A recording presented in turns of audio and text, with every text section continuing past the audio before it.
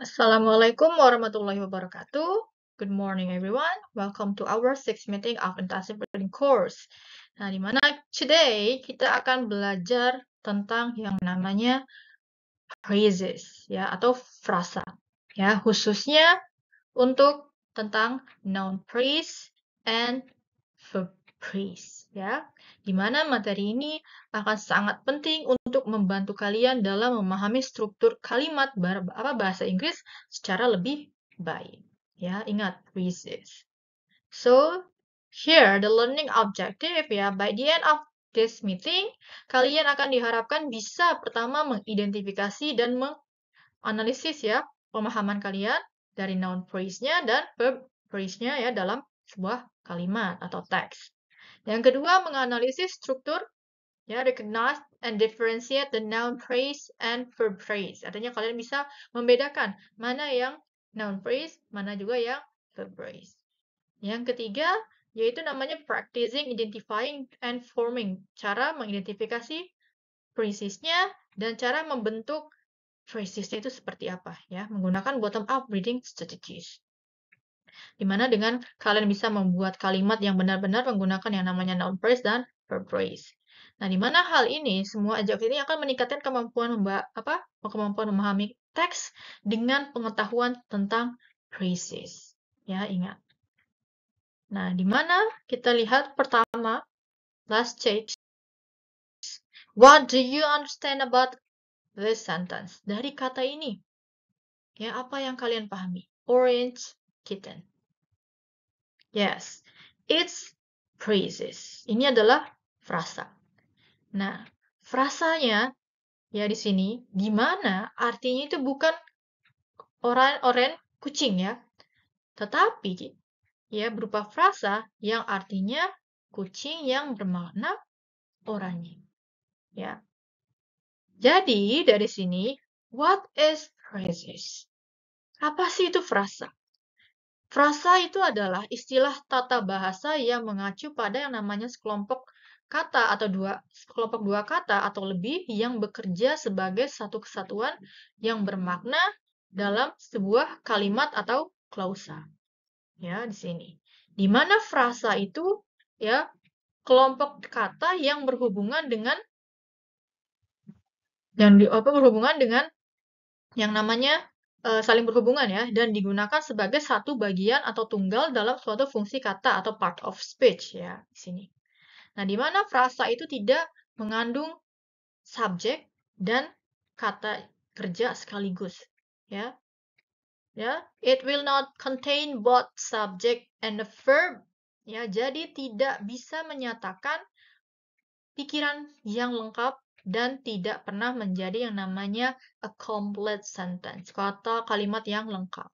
Karena itu frasa terdiri dari kata utama head-nya, ya misalnya noun head-nya atau head verb-nya yang menentukan fungsi tata bahasa unit tersebut dan satu atau beberapa modifier optional ya, modifiernya.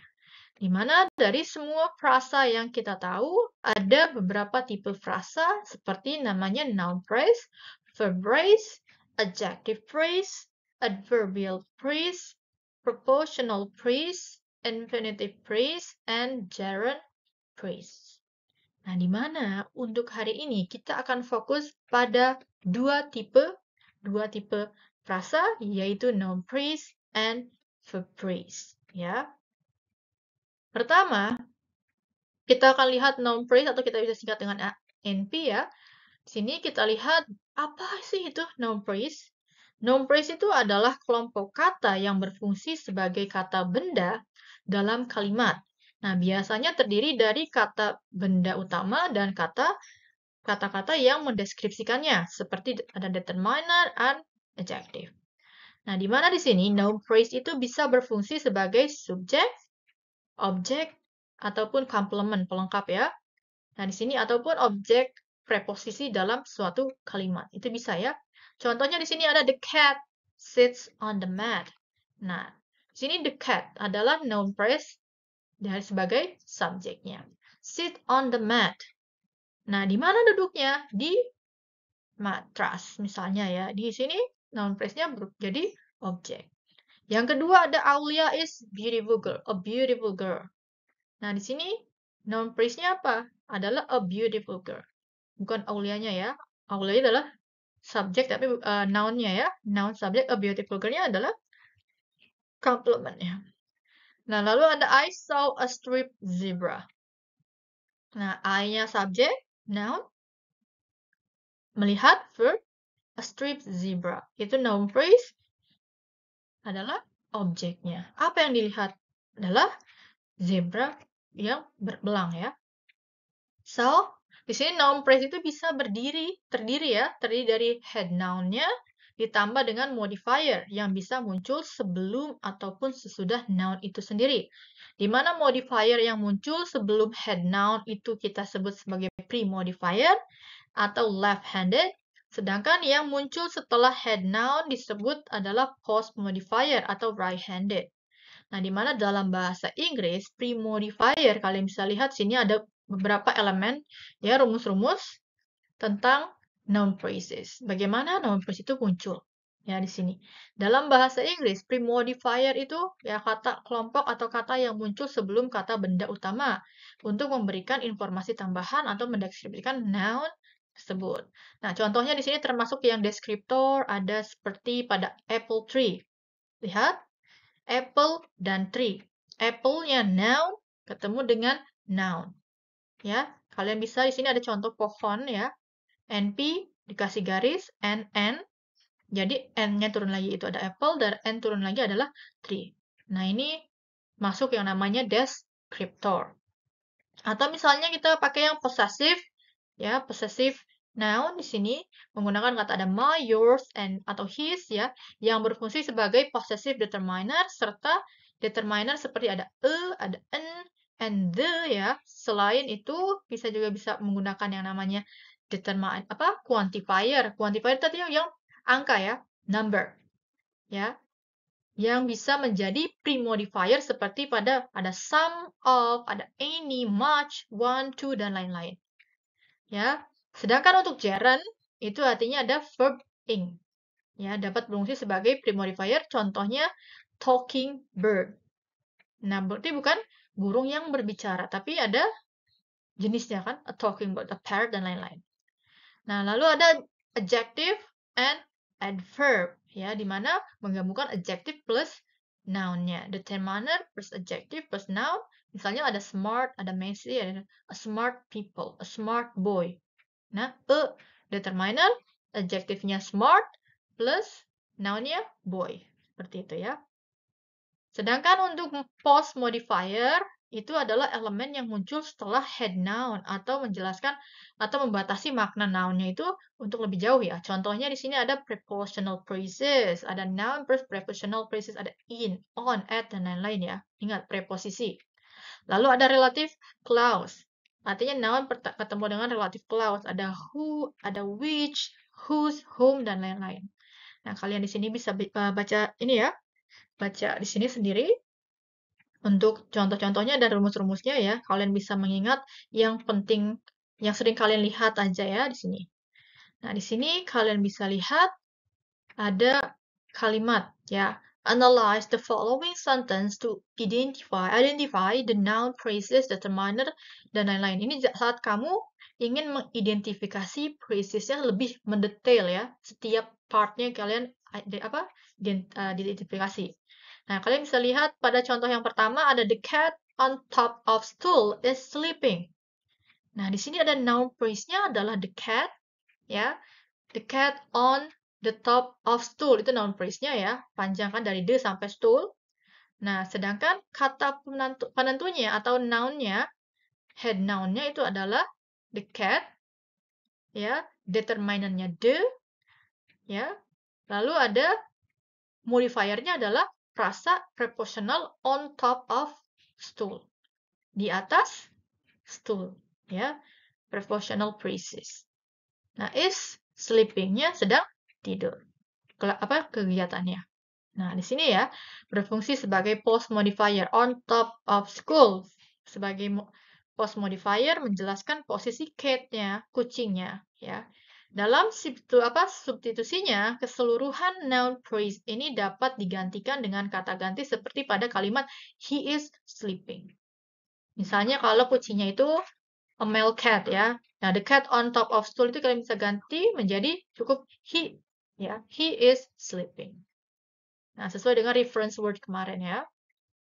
Lalu yang kedua ada yang namanya the reading novel is a good habit. Nah, pada kata benda. Nah, di sini kata bendanya adalah novel. Ya, yang merupakan noun sebagai bagian dari pola gerundnya ya, reading yaitu reading. Nah, diikuti oleh noun. Ya, gerund ya, verb ing ketemu dengan noun. Nah, kata reading di sini berfungsi sebagai modifier dan keseluruhan frasa berperan sebagai subjek dalam kalimat tersebut ya di sini. Kemudian dalam kalimat yang ketiga, they ran a very beautiful house. Ya, di sini noun phrase-nya adalah noun phrase-nya a very beautiful house ya. Di mana di sini terdiri dari determiner yang adalah a, adverb-nya adalah very ya, yang memperkuat adjektifnya itu adalah beautiful, dan kepala noun head-nya itu adalah house-nya ya. Di sini noun head-nya adalah house. Nah, di mana di sini modifier-nya adalah gabungan dari determiner, adverb, and adjective, yaitu a very beautiful ya.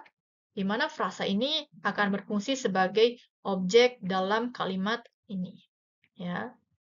Nah, dari sini ya, secara simpelnya untuk mencari head-nya. Yang penting kamu tahu mana yang termasuk noun. Sisanya mengikuti, menyesuaikan dengan rumus yang sebelumnya. Lalu selanjutnya ada yang namanya verb phrase. Nah, di sini verb phrase itu adalah gabungan kata kerja utama dengan kata kerja baru. Phrases ini menunjukkan aksi atau keadaan dalam kalimat, ya. Keadaan dalam kalimatnya. Contohnya di sini ada Sally has been waiting for an hour. Nah, di sini kalau kita translate itu adalah Sally sudah menunggu ya for an hour terus-menerus selama 1 jam. Ya, atau misalnya I'm writing a novel. Saya sedang menulis sebuah novel. Ya. Selain ini ada juga modal verbs ya, dari sini kelihatan. Kalian bisa menggunakan yang namanya modal verb, ada can, ada should, and must ya, yang ikut membentuk verb phrases. So, the verb phrases itu kan bisa diikuti oleh namanya auxiliary dan main verbnya disebut infinitive phrases, atau misalnya dari verb ketemu dengan modifier, namanya non-finite verb phrases. So, dari sini kalian bisa lihat rumus-rumusnya sama seperti hampir mirip dengan noun phrase-nya, ya, hanya berbeda tadi ketemu dengan noun, sekarang ketemunya dengan verb. Ya, di sini dalam struktur kalimat bahasa Inggris ada auxiliary verbs ya, berperan penting dalam pembentukan verb phrase. Ada be ya, be copula, ada be auxiliary, ada modal. Be copula itu ada is, am, are, was, and were, bisa berdiri sendiri sebagai kata kerja utama dalam verb phrase. Misalnya pada kalimat the kitten was sleepy. Ya, was sleepy-nya. Kucingnya mengantuk. Atau misalnya di sini menggunakan be auxiliary. Nah, di sini menggunakan bersama verb phrase untuk membentuk aspek dan tenses berbeda seperti pada kalimat he is walking in the park. Nah, di mana is di sini adalah kata kerja bantu dan walking adalah kata kerja utamanya membentuk verb phrase. Nah, selain itu ada modal. Modal auxiliary di sini seperti ada can, should, and must juga berfungsi dalam pembentukan verb phrases yang menunjukkan kemungkinan, keharusan, dan keinginan.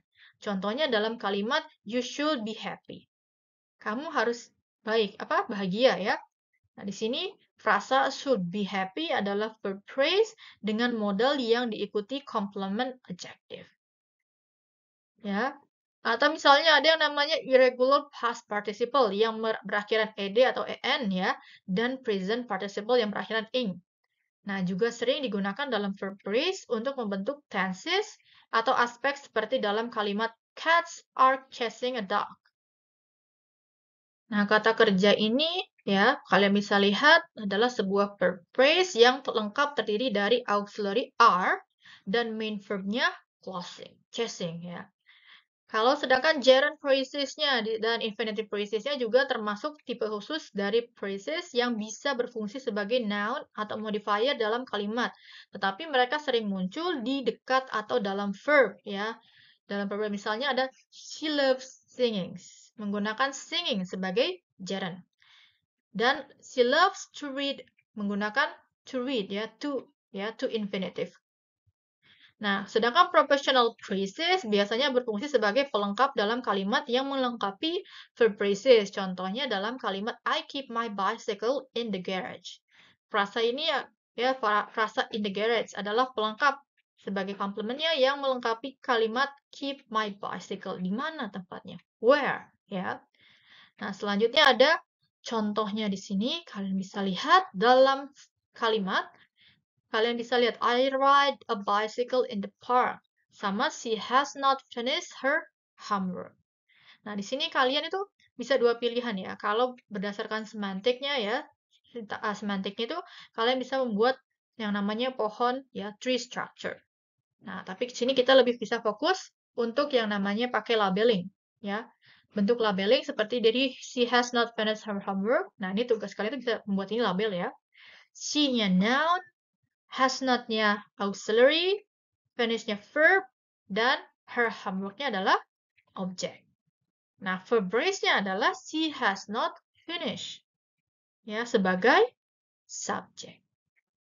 Ya, kalau I ride the bicycle in the park, itu adalah noun phrase-nya ada I, ya. Kalian lihat. Ada verb-nya adalah ride, ya, verb phrase-nya ride a bicycle, dan prepositional phrase-nya adalah in the park. Dan sisanya bisa mengikuti. Nah, selanjutnya ada contoh dalam pendek ya, ada passage ya, a short passage dalam kalimat di sini corporate. Nah, kalian bisa lihat, corporate fitness is no longer the joke it once was. Physical fitness is being practiced by all sizes and shape of corporate executive with the same kind of seriousness and determinations they use to show only in the company's cardiovascular fitness program. Kita analisis, lihat. Di sini ada kata pertama yaitu corporate fitness is no longer the joke it once was. Ya, noun phrase-nya ya adalah corporate fitness, di mana corporate itu berfungsi sebagai modifier yang mendeskripsikan noun-nya. Ya, lalu determinannya adalah the, dan head noun-nya itu adalah joke. Ya, joke. Nah, kata joke di sini berarti program untuk perubahan mindset dan perilaku. Lalu dalam kalimat keduanya ada physical fitness is being practiced ya. Noun phrase-nya adalah physical fitness yang berupa deskriptor ya, sedangkan verb phrase-nya itu adalah being practiced ya. Verb phrase is being practiced yang mengikuti pola irregular past tense sebagai verb phrase pasif ya. Selanjutnya ada noun phrase yang berfungsi sebagai pelengkap berupa by all size and shape of corporate executive with the same kind of seriousness and determination. Nah, di mana frasa ini berisi determiner all, ya, all-nya modifiernya all, ya, berupa ukuran dan bentuk ya, all ya di sini. Serta prepositionnya adalah pelengkap yang menjelaskan pelaku aktivitasnya dalam kalimatnya. Di mana, ya? Di sini terakhir dengan bagian company's cardiovascular fitness program merupakan noun phrase dari yang berisi ya, sini yang berisi determiner the ya, modifiernya kepemilikan companies ya, dan head noun programnya yang menjelaskan jenis program yang dimaksud. Nah, ini ya kalian bisa lihat dari warnanya ya, yang mana-mana pilihannya. Nah, dari sini kita akan lihat bahwa perbedaan antara noun phrase dan verb phrase itu kalian bisa lihat dari feature-nya. Ada main word-nya, kalau noun phrase itu noun and pronoun, verb phrase itu pakai verb-nya. Untuk fungsinya, lihat, kalau noun phrase itu ada subject, object, dan complement, sedangkan verb phrase itu sebagai predicate. Untuk contohnya, the tall man, 3 books. Orang atau pria yang tinggi 3 buku. Berarti jumlahnya ya tadi nounnya. Sedangkan verb phrase itu is reading, has been working. Nah, ini predikat. Ya, mengekspresikan aksinya. Aksinya apa? Atau statusnya itu seperti apa? Lalu yang terakhir ada contains modifier. Ada quantifier-nya. Noun phrase itu yes. Bisa berupa adjective, determiner, dan lain-lain. Sedangkan verb phrase itu bisa memakai namanya auxiliary dan adverb. Lihat ya perbedaan modifier-nya. Nah, di sini ya kalian bisa lihat. Kita lanjut dengan yang namanya exercise ya, identify noun phrase and verb phrase. Di sini ada teks ya, a day at the park. Ya, kalian bisa lihat, yesterday the young children played happily in the park. The big dog barked loudly near a tall tree. My friend was sitting in a wooden bench reading a new book. Suddenly, the bright sun disappeared behind the dark clouds, and the gentle wind started blowing softly. The children quickly ran toward their parents. My friend closed the book and looked up at the sky. She said, I think it's going to rain. Everyone packed their things and soon the park became empty. Nah, dari sini kalian bisa menganalisisnya. Ya, hasilnya adalah seperti ini. Ya, kalian bisa bagi ya kalimat-kalimatnya. Lalu menggunakan tabel. Noun phrase-nya dari the young children played happily in the park. Noun phrase-nya the young children. Verb phrase-nya played happily in the park. Lalu the big dog barked loudly near a tall tree. Noun phrase-nya the big dog dan a tall tree. Verb phrase-nya adalah barked loudly near a tall tree. Kalau yang ketiga, my friend was sitting on wooden bench. Noun phrase-nya my friend dan a wooden bench. Lalu verb phrase-nya was sitting on a wooden bench. Ya, di sini double ya. Lalu ada the bright sun disappeared behind the dark cloud. Nah, di sini noun phrase-nya adalah the bright sun sama the dark clouds. Lalu verb phrase-nya adalah disappear behind the dark clouds. Yang terakhir ada the gentle wind started blowing softly. Nah, berarti di sini apa the gentle wind? Gentle wind, apa angin yang agak sejuk ya di sini, yang tidak terlalu kencang. Nah, selanjutnya kalian bisa lihat ini exercise kamu ya. Nanti kalian bisa gunakan seperti ini ya. Nah, dalam bentuk yang ini. Soalnya ya, practice, your practice. Analyze the following sentence and sort passage to identify the noun and verb phrase, mark or label them. Then at least make one tree structure from the question below. Nah, berarti dari pertanyaan 1 dan 2 kalian bisa pilih ya untuk dibuat seperti apa? Pohon tree structure-nya. Sisanya kalian bisa gunakan tabel ya. Mana yang noun phrase, mana yang verb phrase. Oke? Lalu di sini sama dengan hybrid classes, tugasnya sama, yaitu cuma bedanya kamu tambah dengan video summary dari materinya plus dokumen hasil practice identifying the phrases, noun phrase dan verb phrases. Semuanya baik offline atau hybrid dikumpulkan, deadline-nya tanggal 1 November 2025. Oke?